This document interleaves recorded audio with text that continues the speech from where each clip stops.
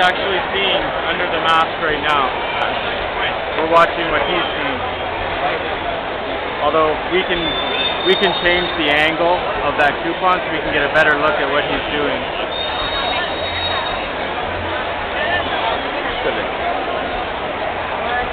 That's a pretty good weld right there.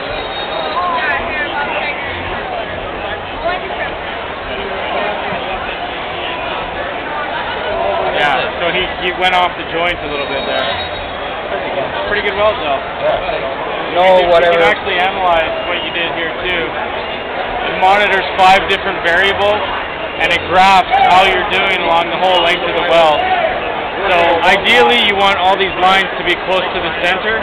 You did pretty good on a lot of them. Your travel speed was a little up and down, this purple line. But with more practice, you can get them all very consistent.